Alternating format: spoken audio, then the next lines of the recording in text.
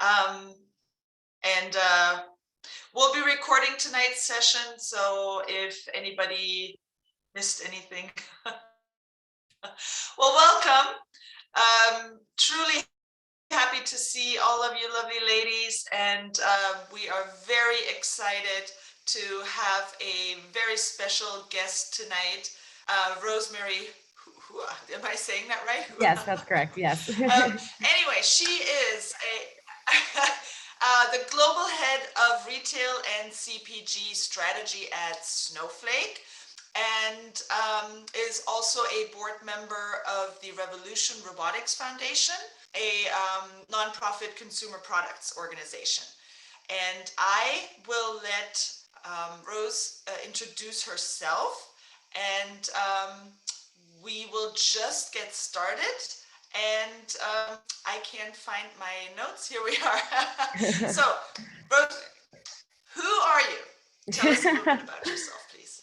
Sure. Nice to see everyone here. It's nice to kind of see the community of everyone, and I love all the females getting together.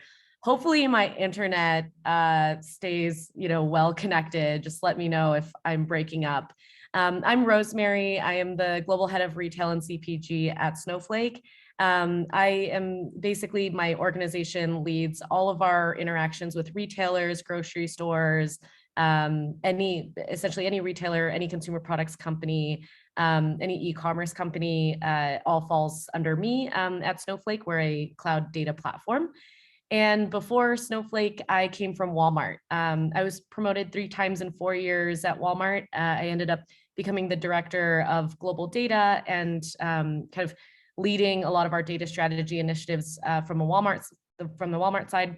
And before that, I worked at Amazon in the machine learning and transactions organization. So my background is all in data and technology.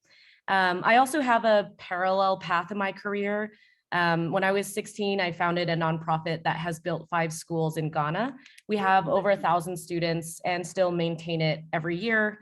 And our organization has been running for nearly 14 years.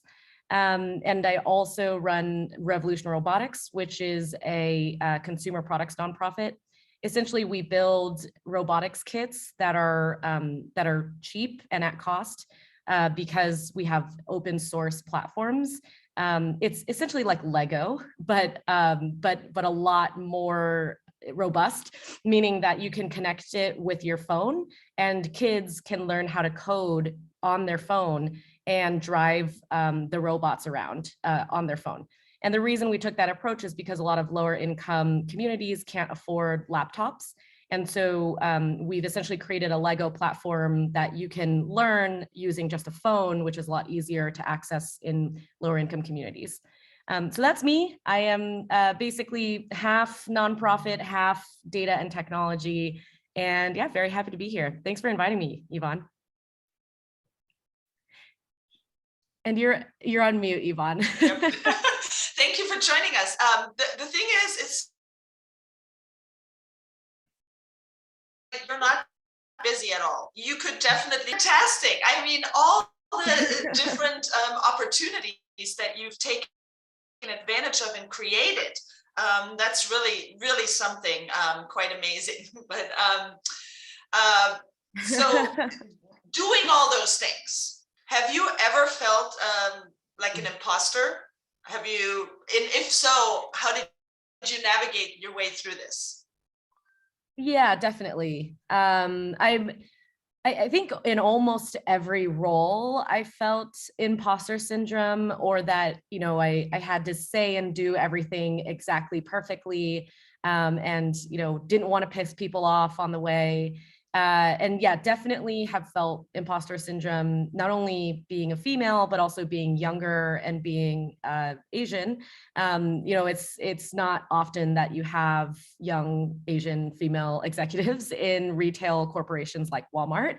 And so it was definitely a growing experience to kind of adapt to those around me.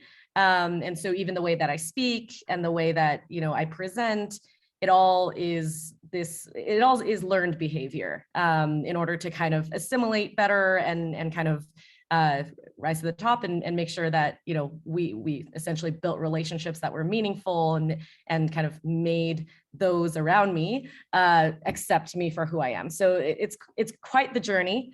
But you know, I'm here despite all of the imposter syndrome that I've felt over the past, you know, 12, 13 years. Yes, you are. And, you know, coming back to how busy your life is, how do you balance your career, your personal life, your passions, or is there such thing as balance? Yeah, I'm not sure. I think that when you're doing so many different things, you always feel like you're not doing what you're doing quite well enough. Like you're always failing at one aspect. Like I know a lot of working moms that feel like they're not fully working and they're not fully a mother in terms of like feeling that sense of failure and kind of and while it's not true, right, but that is, you know, always something that we feel when you're trying to balance all of these different things that you have to do during the day.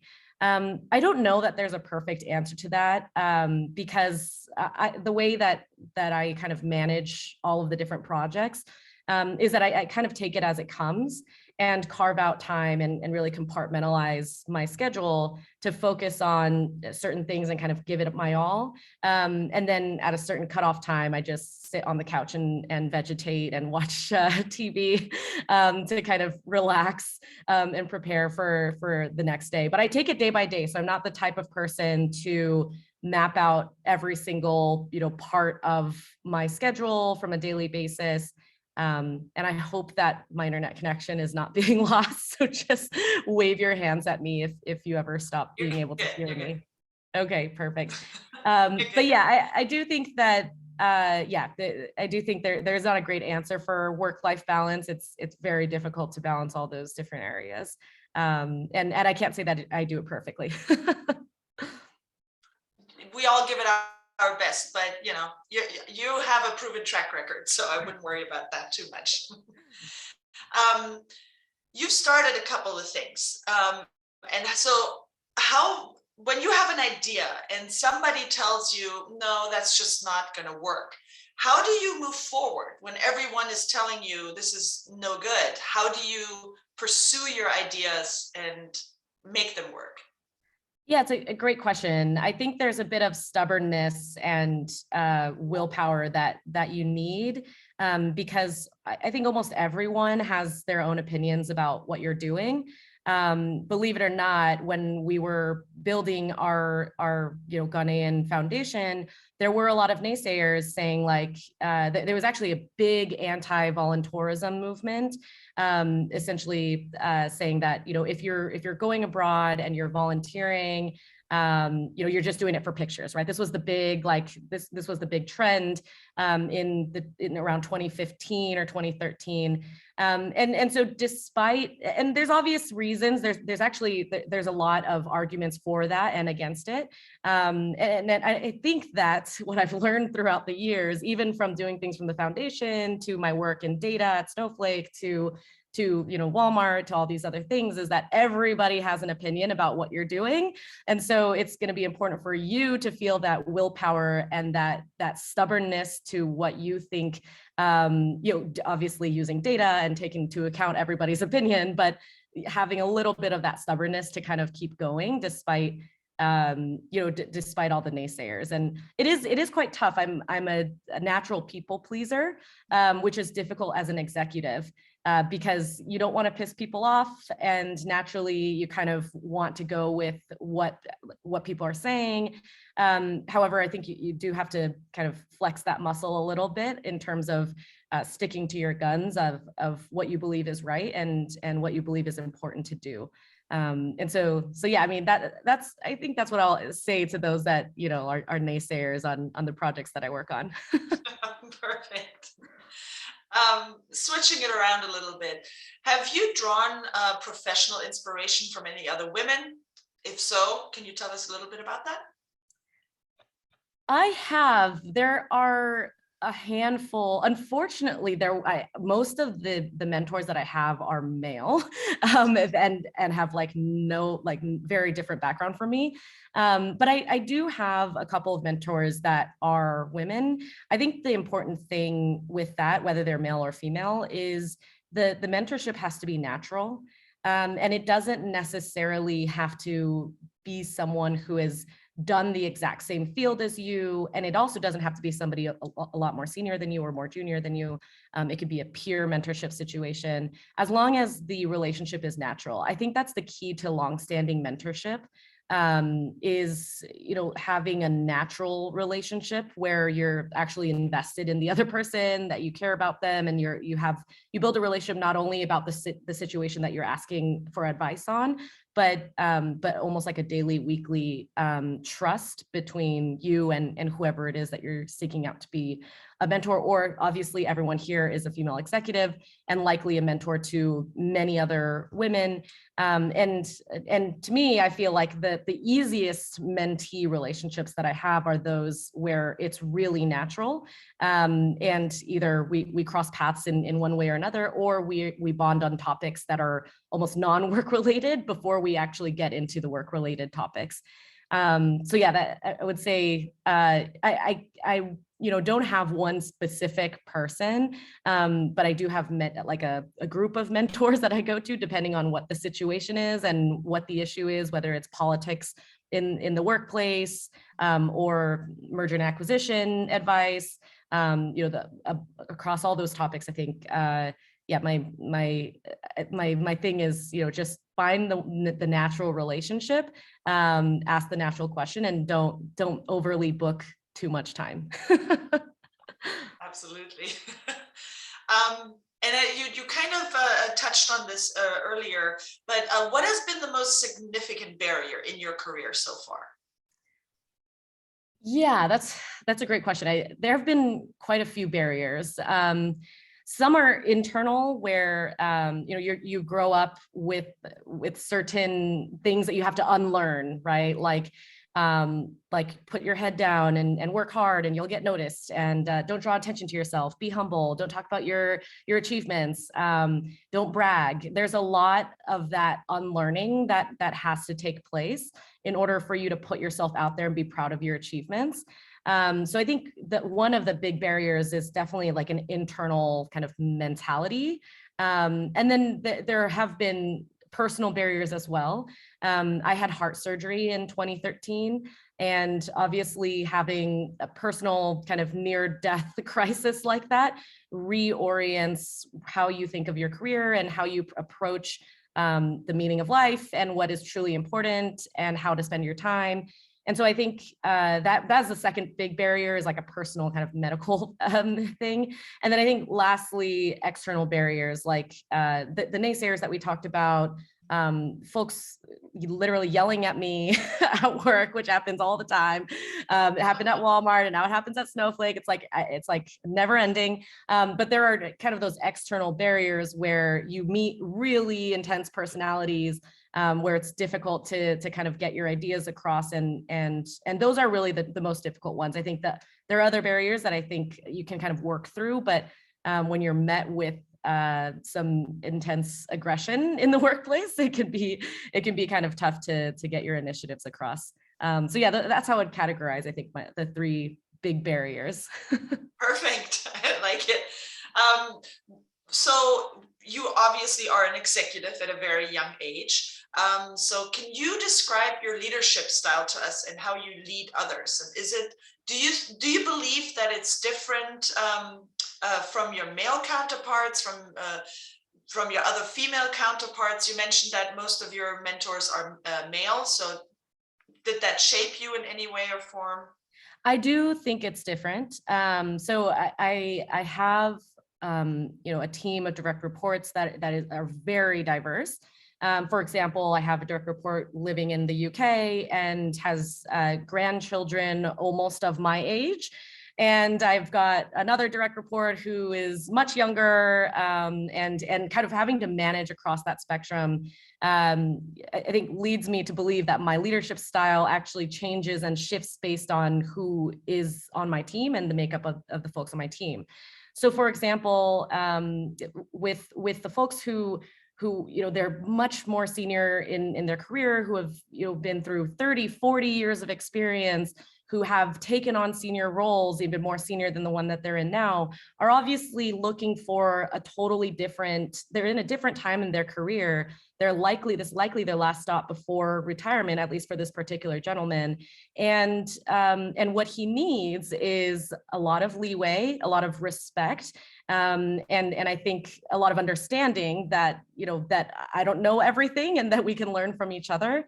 Whereas the ones who are younger need a lot more coaching and are very ambitious and always asking for promotions. And I think the leadership style there has to be very different. It's much more hands-on. You've got to be there day in and day out. And so yeah, different leadership styles. And I think that empathy really comes from being female and kind of noting, what are the interactions, or having that intuition of, what do they want, and trying to always overthink and get into their minds of like, what are they thinking at this time? Do they feel insecure that Rosemary is so young? Like, are they feeling great? Are they feeling not so great? Like, I think all of those, it's like the female intuition that we often get criticized for, that I think is our greatest asset. That empathetic learning and being able to adjust your style on the fly. I have another direct report on the Revolution Robotics side. He is also very senior, but it's interesting because even though he's senior based on what he wants in his career, which is to grow into being an executive director for nonprofits, he also needs he's kind of in the middle of the two kind of characters that I described at Snowflake. And so anyway, I think the short of it is my leadership style definitely flexes depending on who is on my team and who I'm interacting with and what I'm trying to influence. And yes, to answer the question of is it different from your male counterparts? Absolutely, I think it's different. And I think that, yeah, a lot of that female intuition that we always get bogged down about, I think is like our greatest asset for leading. Absolutely. Well, thank you for that. So let's not forget that you were awarded with the 2021 Forbes 30 under 30 for leadership in enterprise technology. What were you doing when you found out that you were nominated and that you were awarded that? And how does it feel? So actually, when I found out, I was mortified and turned off my social media accounts and like hid my LinkedIn because at work, nobody knew my age. And when I won that award, it was literally plastered on the website, what my age was. And I was like instantly having this rush of like, oh my God, what are my direct reports gonna think? Oh my God, like now they're gonna be like, what the heck? She's 28. Like they're gonna freak out. And I was feeling this like deep insecurity, like this deep insecurity and like embarrassment and like just it was crazy because it really should have been a really wonderful moment, but it actually, because of my insecurities and because it was a surprise, it didn't play out the way that you would think that it played out. Then I started getting slacks at work being like, congratulations, and then Snowflake posted about it on the company website, and then I was like, okay, the cat's out of the bag. I turned on my social media, I turned back on my LinkedIn, and I wrote a blog post to actually get in front of this wave to say, look, I don't think a lot of people know how old I am. And I think that a lot of you are going to find out shortly. But, it's a part of my insecurity. I used to wear fake engagement rings and I used to dye I used to dye like gray highlights in my hair to appear older. And it's a huge insecurity. And being Asian, you just look younger. And so it was a big part of like this identity conflict that I had, that I had to get across and get over, because it was all over the news. So it was like, there's no hiding from it. And it was just super ironic because it is like the one thing that I was so insecure about. And then it just got plastered everywhere. So anyway, very flattered to have won that award, but it was certainly, given like the focus on age of that award, it was certainly more of a nasty shock, and then turned into kind of a nice, a nice ending. That's a wonderful story. Well, I'm glad you got over that. Yeah, I'm over it. Like, we're good now. I went to the award ceremony, I took the photos, I did the whole thing. Like, it's all good. But when I initially found out, it was this whole thing, and it was a little bit of a freak out moment, but we're good now. Perfect. Well, one last question, and this is rather personal, but we've heard a lot about your professional life and all the things that you do and started besides your day job, so to speak. Where will we find you on a Saturday morning at 10 a.m.? I would be on my couch working and watching TV. Yeah, 10 a.m. I'd be on a couch. I would be watching TV in the background while I work on my nonprofits. That's typically the weekend routine. Yeah, even though I'm extremely social, my day-to-day energy level is actually much lower than average, I think. And it's likely because I'm talking all the time and presenting, and it's quite interactive throughout the day. And so I'm typically just, bundled up on a couch, watching TV while trying to get work done silently without wanting to interact with anybody around me. So yeah, that is my MO on the weekends. And we all have those moments or days or years. Yeah. Well, thank you, Rose. I really appreciate chatting with you, and I want to open it up to everyone in the meeting and see if anybody has a question. Just unmute yourself and go ahead. Rose, I'd like to ask a question. I'm interested in how you became interested in Ghana. Where did that come from? Yeah, so I had won a scholarship to travel anywhere in the world. And so I wanted to go to West Africa because I felt like, first of all, it was very expensive back in 2009 to travel to West Africa. And so it was like, okay, you're given this amount of money, free plane ticket and free room and board. So I decided to go to Ghana. I actually, I made a PowerPoint presentation to convince my parents that it was safe because I was going alone. And I sat them through it, and they somehow they were horrified. But I had the scholarship, I had the money, so it's like, I'm going. And so once I went there, I made a bunch of friends, and it wasn't on that trip that we originally came up with the idea. One of my friends ended up getting a request from a village that he lives very close to for a school. And I was like, well, I'm a 5'4" lady. I'm not gonna be able to build you a school, but I can fundraise for the money for you to build the school. And so from there, I laid out all the groundwork to file for 501c3 status and to start this nonprofit. And from there, that's where it grew. I'm a very strong believer that you should have in-country requests for nonprofits. It shouldn't really come from the first world to say, like, I think this is what you need. Like, very strong beliefs on that. And so all of our staff is actually based in Ghana. We employ them fully in Ghana. In the US, none of us are paid. And they're the ones that not only, control all of the tuition and the teacher salaries, but we also have this partnership with the local government there. And our organization won this award during President Obama's reign because of the connections that we had with the local chiefs in that area, for them to really take this on. Because in my opinion, nonprofits are sometimes a stopgap for the government to really just spend more money on education and literacy.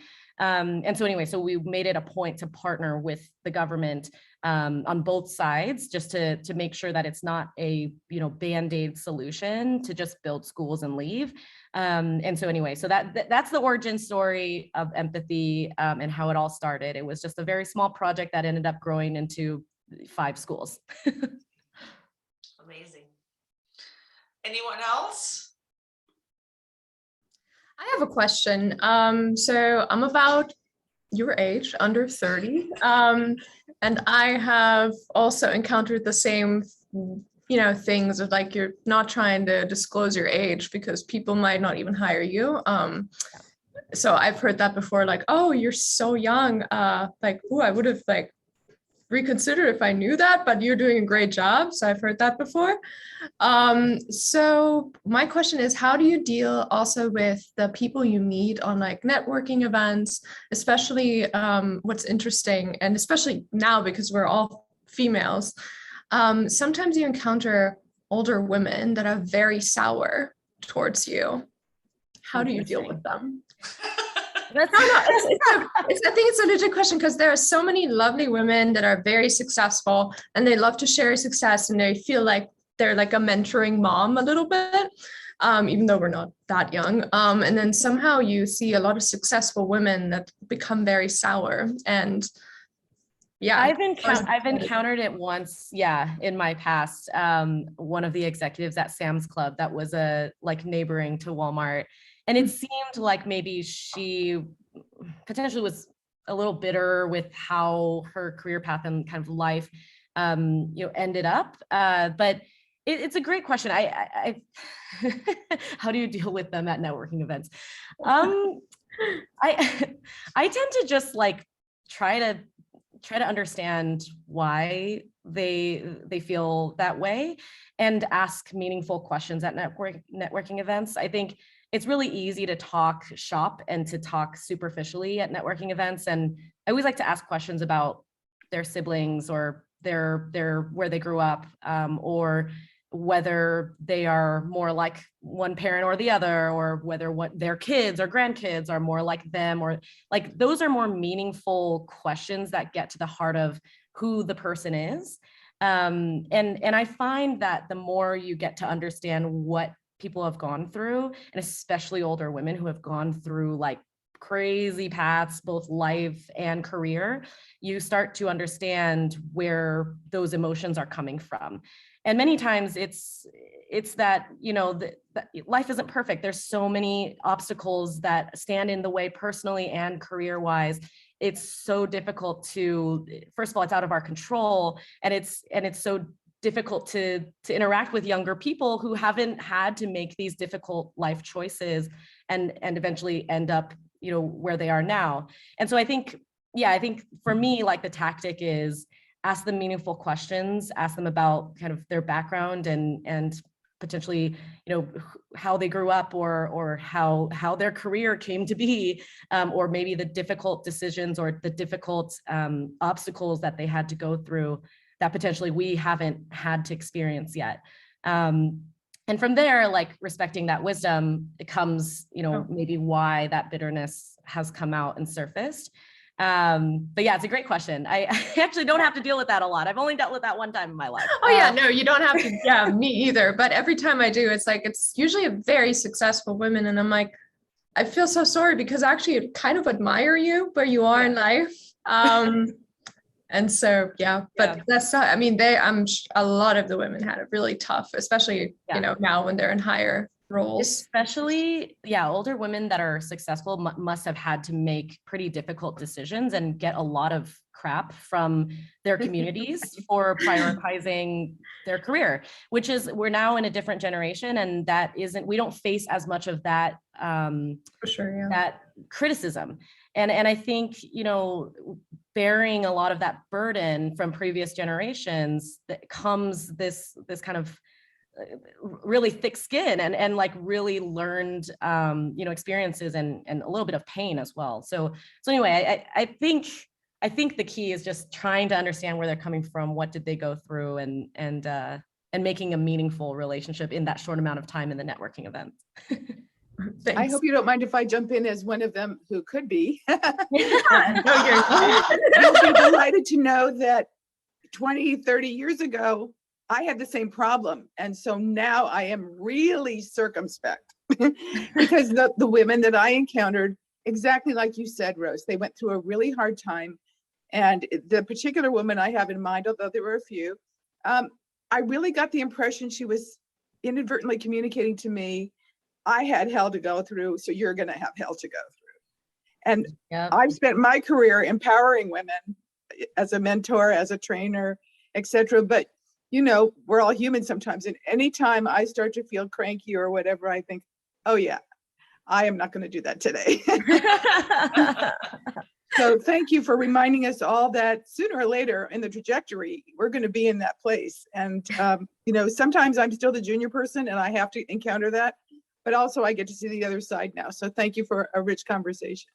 Of course. Yep. Yep. Yeah. It's all a spectrum. I mean, at some point, like everyone grows old, right? Time is the great constant and the great equalizer amongst all of us. And so we're all going to be at at that one point in the spectrum or one point in life. And so one can just hope that by the time we get there, that we'll still have the wisdom and clarity to kind of be patient and yeah, like you said, when you start to get cranky, like kind of be vigilant and to say, okay, I'm going to take a break and come back. Mary, you had a question? Yeah. Hi, Rose, and good to meet you and good to be here. Could you tell us about your role with Revolution Robotics and where it's going? Do you have partners? Yes. So it's interesting. So Revolution Robotics originally hired me or was recruiting me, and I had technically accepted that offer, but COVID happened and all the schools shut down. And right when that happened, being a foundation, Revolution Robotics decided to cease operations, and I effectively just became a volunteer. So I technically am the interim CEO at Revolution Robotics, and I run the board, but I don't get paid. So it's something that I just do on the side. I ended up taking the Snowflake role because of that school shutdown during the pandemic. So I joined Snowflake in April of 2020. So that's my role. To the question of, do we have partners? Yes, we do. Right now, we're actually in merger talks with the Lithuanian Robotics Academy. We have a big presence in Europe, in addition to parts of the United States, in Maryland, in Austin, and in the Bay Area. And so we do have a lot of partners. DuPont, for example, is one of our big partners. Walmart donated as well. We have a lot of different kind of corporate sponsorships, and then we have technical partners. Mm-hmm. And yeah, what we do is we literally build the pieces of the robotics kit. Like we have 550 pieces. It kind of looks like Lego, but they can connect to a brain, and that brain has Bluetooth capability to connect to your phone. And so kids can actually create remote controllers, and it's drag and drop code where the little kids like 5 years old, it's amazing, can drag and drop the code to say, when I press this button, the robot will go forward. When I press this button, the robot will create lights. When I press this button, the robot will sing or do whatever it wants. So at the age of 4 or 5, they're effectively engineers. They're actually writing code. It's drag and drop, but they're effectively writing code and being able to use and learn robotics at a very low cost compared to Lego's $550 per kit set, which really requires your parents to be engineers, which is not fair to anybody. And so anyway, so that's where we are. We do have partners, and yeah, that's my role there. As a follow-on question, are you focused on schools in a particular area or particular demographic? We do try to, as much as possible, target lower income communities and girls. And so those are our two kind of target demographics, but we're open to all. So we're like an open platform. Anybody can use it. But yeah, we do try to service the lower income communities and girls. So women in younger women in tech. There's essentially the after school program that we do in certain hubs, and then we also do direct to consumer. So folks previously they could buy it on Walmart. We're actually sold out as of yesterday, but you used to be able to buy it on the website. It might still be turned on. There might be a couple left, but anyway, yeah, you can also buy it directly if you don't have an after school program. Good, thank you. Of course. Bronwyn, I know you've tried. Yeah, that's okay. Rosemary, thank you so much for presenting. I find your background fascinating. I was wondering, you've accomplished so much at a fairly young age. You have both kind of this nonprofit passion and the data and businesses. What do you want to do ultimately? Like, what's your ultimate goal? Where do you see yourself in 10, 15 years? Yeah, I've always had this like long-term vision goal to run for president in 2036, but I don't know what's gonna happen. I went to school for politics for that reason. Like I studied political science and business. So who knows if that's gonna happen. But long-term, after Snowflake, I'd like to start my own startup. I'd like to essentially allow you to know what's in your refrigerator at all times. So when you're in your grocery store, you'd be able to open your phone and understand what's in your refrigerator or your pantry. So you could do that with different devices like weights or small cameras. And so that's what I'm hoping to do right after Snowflake. So that's kind of like the 5-year plan. And then the long term, it's like, who knows? I'm not the type, it's like, if I make a plan, it's not going to happen, right? It's like, I kind of fall into these roles. And when you look back, it's like a straight line. But when you're looking forward, you have no idea what's going on. It seems almost random. But then when you look back, it's like, oh, it all kind of lined up very nicely. So I'm not 100% sure which of the sides, whether it's the data side or if it's the nonprofit side that I'll end up in. And maybe it'll be a combination of the both. But yeah, I'm not 100% sure. I only have line of sight into kind of 2024 is when I would like to leave Snowflake to start that company. And then in the far future, who knows? Great, thank you. Oh, wonderful. Well, we've taken up more of your time as we had discussed, but it was a really great discussion. So thank you so much, Rose. Really appreciate that. Yeah. So hopefully at some point we can meet in person at one of our events. We'd love to have you. Yes. And we usually do a little networking at these events as well. I'm just trying to see, we can probably go into 3 rooms, Carol. And Rose, will you join us for a couple of minutes, or I know you have a hard stop. I am at a conference in Vegas right now, and I need to go from the Venetian to the Bellagio. So I need AWS? Are you doing that? AWS.